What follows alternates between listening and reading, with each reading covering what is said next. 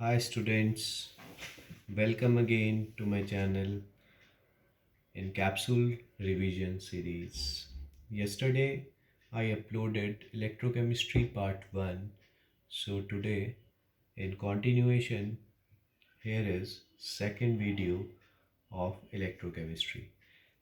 In last video I covered electrochemical galvanic or voltaic cells and discussed its functioning, electrochemical series with short objectives, calculation of E naught cell, calculation of E cell, EOP, ERP with the help of Nernst equation, applications of Nernst equation like to determine spontaneity of cell, to determine equilibrium constant of the cell reaction, etc. Today's turn is of electrolytic cells. Electrolytic cells complete उल्टा होता है यहाँ पे. कल chemical energy electrical energy में convert हो रही थी. आज हमने बाहर से एक सोर्स लगाया है, बैटरी लगाई है, एक्सटर्नल इलेक्ट्रिक फील्ड लगाया है और उस एनर्जी से हम इंटरनली आयंस मूव करवाएंगे. सो कौन सी एनर्जी यानी इलेक्ट्रिकल एनर्जी केमिकल एनर्जी में कन्वर्ट करवाएंगे. इलेक्ट्रिकल एनर्जी के हेल्प से रिडॉक्स रिएक्शन करवाएंगे. इंटरनली सर्किट कंप्लीट करवाएंगे with the flow of ions. वैसे बच्चों बिल्कुल सब चीज़ें सेम है.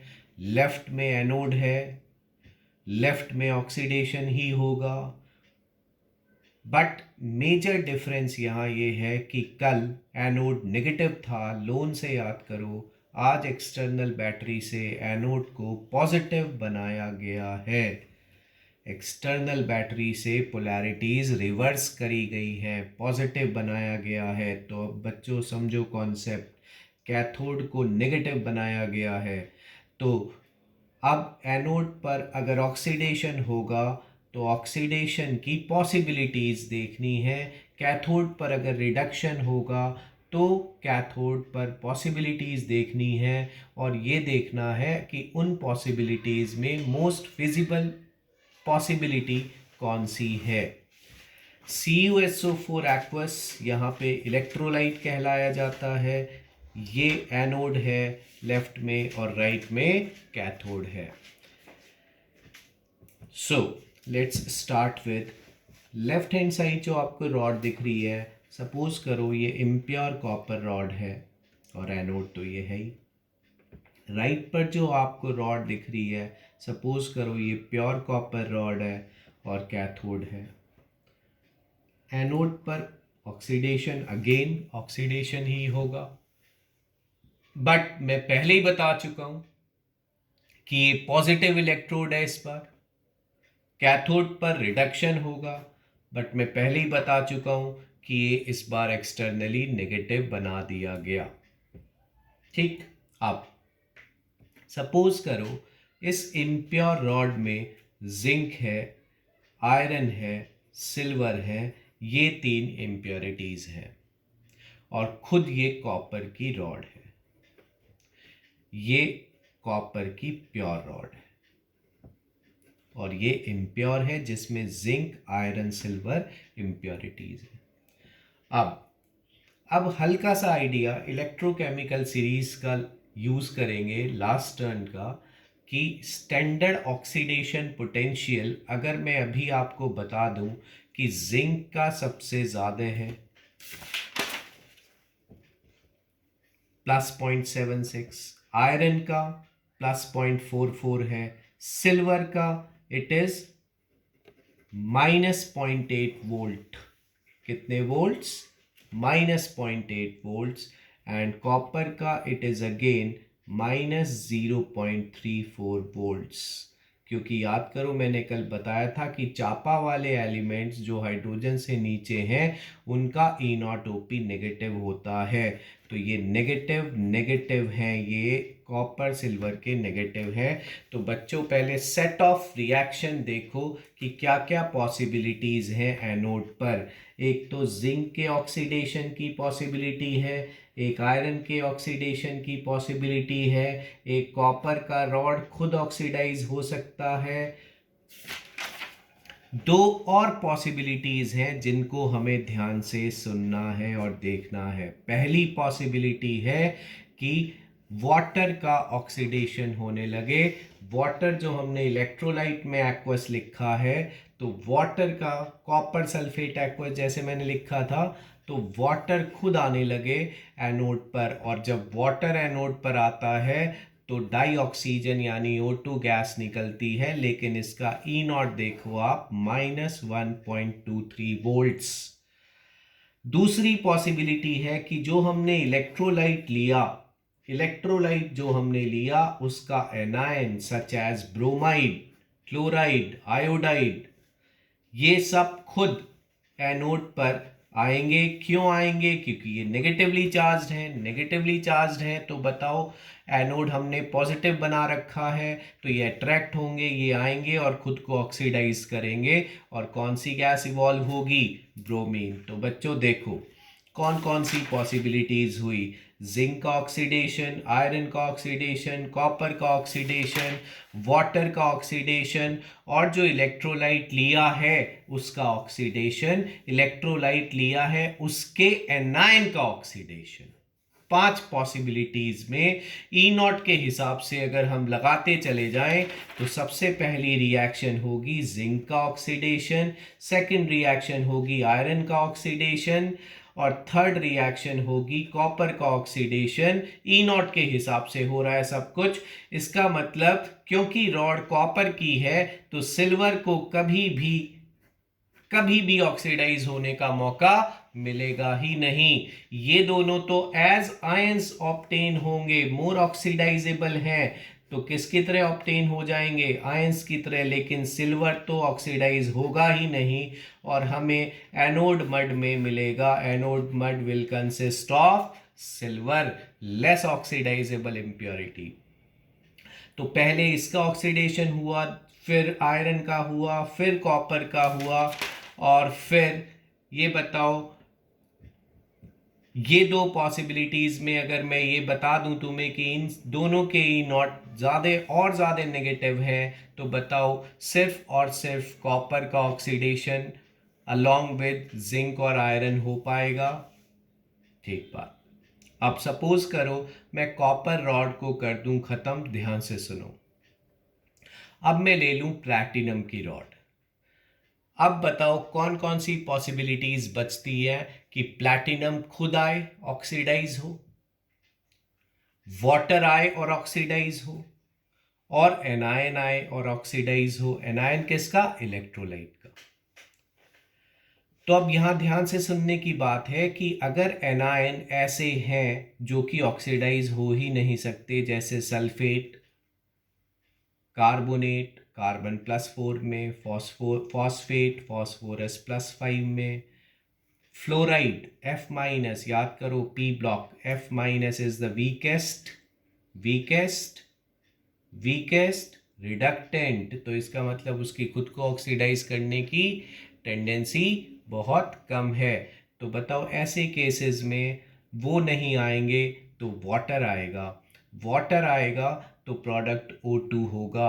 और याद करो प्लैटिनम तो कभी ऑक्सीडाइज हो नहीं सकता क्योंकि उसका ई नॉट बहुत ज़्यादा नेगेटिव होता है। चापा, प्लैटिनम, गोल्ड, ये तो इनर्ट है। तो ऐसे इलेक्ट्रोड्स के केस में या तो वाटर आता है एनोड पर या एनायन आता है इलेक्ट्रोलाइट का एनोड पर, और ऐसे इलेक्ट्रोड को हम नॉन अटैक्ड इलेक्ट्रोड बोलेंगे। अब क्लियर हो गया बच्चों? जो एनायंस में central atom higher oxidation state का है, अपने हाईएस्ट में है, वो कैसे ऑक्सीडाइज होगा? वो नहीं आएगा तो बताओ फिर तो वाटर आएगा। और अगर ऑक्सीडाइजेबल है such as bromide, iodide, chloride, तो फिर वो खुद आएगा और वाटर को नहीं आने देगा। तो ये एक बहुत इंपॉर्टेंट ऑब्जेक्टिव है कि कौन एनोड पर कौन कैथोड पर डिस्चार्ज होता है। अब कैथोड पर बच्चों पॉसिबिलिटीज देख लो। कैथोड पर पॉसिबिलिटी मेनली तो दो है कि वाटर का रिडक्शन होना शुरू हो जाए और जो इलेक्ट्रोलाइट लिया उसका कैटायन क्योंकि पॉजिटिवली चार्ज्ड है वो कैथोड जो कि नेगेटिवली चार्ज्ड है उसकी तरफ अट्रैक्ट हो और खुद को क्या करे, आके रिड्यूस करे। तो मेन तो ये दो पॉसिबिलिटीज हैं। अब अगर वाटर कैथोड पे आता है तो हमें हाइड्रोजन गैस मिलती है और इसका ई नॉट आर पी होता है -0.83 वोल्ट्स। तो अब बच्चों इसमें प्लैटिनम इलेक्ट्रोड के केस की एक ट्रिक बहुत ज़्यादा इंपॉर्टेंट है, वो सुन लो। है सब कुछ ई नॉट आर पी पे बेस्ड। देखो इससे और ज़्यादा E not R P negative S block और एल्यूमिनियम का होता है वाटर से। तो वाटर से ज़्यादा नेगेटिव होगा अगर इन दोनों का, तो बताओ उस केस में तो फिर वाटर आएगा। वाटर आएगा तो हमें हाइड्रोजन गैस मिल जाएगी। और अगर एस ब्लॉक एल्यूमिनियम को छोड़कर इन रेस्ट अदर कैटायंस क्योंकि उनका ई नॉट इस ई नॉट से ज्यादा है विद साइन, मतलब इधर नेगेटिव में भी है, तो इससे इससे मतलब माइनस सपोज करो -0.76 है जिंक का ई नॉट आर पी। तो बताओ इससे तो ज्यादा ही है ना नेगेटिव साइन के साथ, देखो तो जिंक आने लगेगा, खुद को रिड्यूस करने लगेगा। और कहीं चापा वाले एलिमेंट्स का जिक्र करें तो चापा वाले एलिमेंट्स का तो ई नॉट आर पी पॉजिटिव ही होता है क्योंकि उनका तो ई नॉट ओ पी नेगेटिव था, तो ई नॉट आर पी तो पॉजिटिव होगा। तो ऐसे एलिमेंट्स तो कभी वाटर को आने ही नहीं देंगे, खुद ही आ जाएंगे। तो यहाँ एक बड़ी इंपॉर्टेंट ट्रिक है कि भाई एस ब्लॉक एल्यूमिनियम के जो कैटायंस हैं वो कभी नहीं आएंगे, उस केस में वाटर आएगा और हाइड्रोजन गैस मिलेगी और रिमेनिंग ऑल कैटायंस खुद आते रहेंगे और अपने आप को रिड्यूस करते रहेंगे। लेकिन बच्चों ये वाटर वाला केस हमेशा तब वैलिड होगा जब एक्वस इलेक्ट्रोलाइट हो, जब मोल्टन या फ्यूज्ड इलेक्ट्रोलाइट हो। तो फिर क्योंकि वाटर की एब्सेंस है, क्योंकि वाटर नहीं है, तो जो इलेक्ट्रोलाइट हमने लिए उसी का कैथोड, उसी का कैटायन, उसी का एनायन रेस्पेक्टिवली इलेक्ट्रोड्स पर आके डिस्चार्ज होगा, चाहे ओवर पोटेंशियल का रिक्वायरमेंट हो। इसलिए याद करो मेटलर्जी में मैंने एक वीडियो में ये बताया है कि अगर हमें कोई मेटल इलेक्ट्रोलाइटिक रिडक्शन से प्राप्त करना है तो हमें मोल्टन इलेक्ट्रोलाइट लेना चाहिए, और मोल्टन इलेक्ट्रोलाइट नहीं लेंगे तो वाटर के आने की पॉसिबिलिटी है। ये तो था कि क्वांटिटेटिव एस्पेक्ट, इसको 2-3 बार आपको रिवाइज कर करके वीडियो सुनना पड़ेगा तो क्लियर हो जाएगा, क्रिस्टल क्लियर कि सब कुछ E not OP E not RP के अकॉर्डिंग हो रहा है। कैथोड पर कैटायन या पानी, एनोड पर एनायन या पानी। ठीक है। अब देखते हैं कि क्वांटिटेटिव एस्पेक्ट क्या है इलेक्ट्रोलिसिस का। क्वांटिटेटिव एस्पेक्ट मतलब कि कौन कौन आएगा ये पता चल गया, कितना आएगा ये अब पता करेंगे इस फॉर्मूले से कि कितने मोल्स डिस्चार्ज होंगे उस सब्सटेंस के जो आया इनटू उसका वैलेंस फैक्टर। वैलेंस फैक्टर कैसे देखना है वो देखो बच्चों, जैसे इस इक्वेशन में मेरे को हाइड्रोजन का वैलेंस फैक्टर चाहिए, तो बताओ वैलेंस इसके एक मोल के लिए कितने इलेक्ट्रॉन्स इन्वॉल्व हो गए, 2। तो यहां हाइड्रोजन का वैलेंस फैक्टर 2 यूज करेंगे।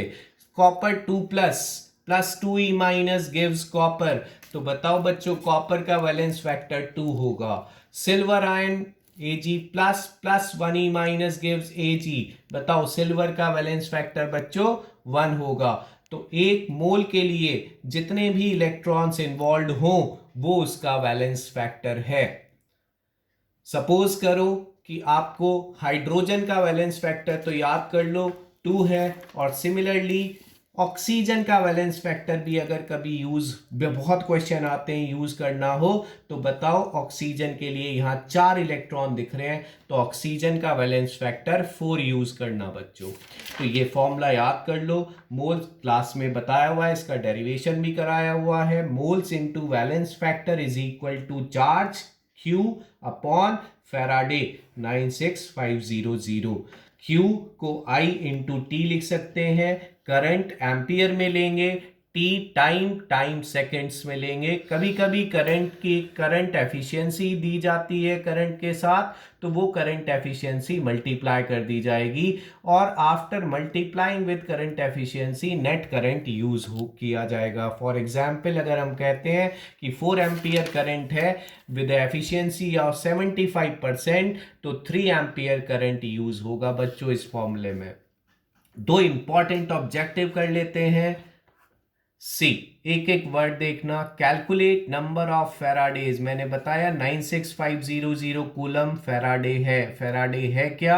एक मोल इलेक्ट्रॉन पर चार्ज। एक इलेक्ट्रॉन पर चार्ज आपका 1.6 इंटू 10 की पावर -19 कूलम होता है माइनस में, तो एक मोल मतलब 6.022 इंटू 10 की पावर 23 पार्टिकल्स पर कितना चार्ज होगा? 96,500 कूलम्स।